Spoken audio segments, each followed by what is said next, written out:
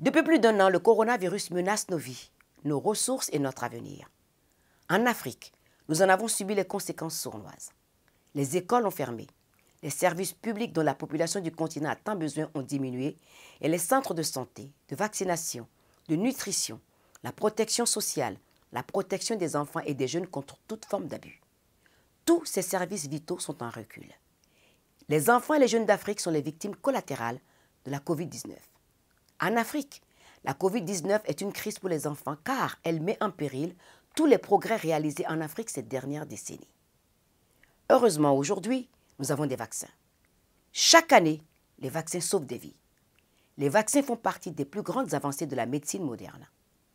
Depuis le XVIIIe siècle, ils ont réduit le fléau de maladies telles que la polio, la rougeole et la varicelle, sauvant des millions de vies.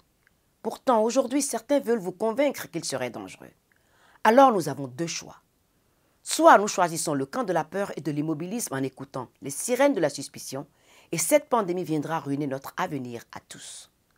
Soit nous choisissons de combattre avec ce que l'humanité fait de mieux en étant confiants vis-à-vis des progrès scientifiques et solidaires entre nations et entre générations. Pour ma part, j'ai choisi mon camp, j'ai choisi le vaccin pour me protéger.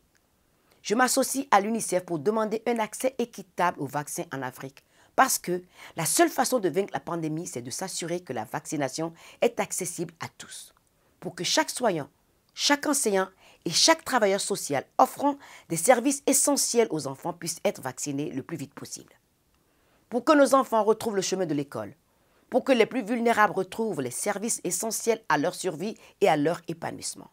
Pour que nous puissions redémarrer les campagnes de vaccination pour d'autres maladies telles que la rougeole, la diphtérie et la polio qui ont été momentanément interrompues. Parce que nous ne pouvons laisser la bataille contre une seule maladie nous faire perdre du terrain dans notre combat contre les autres maladies.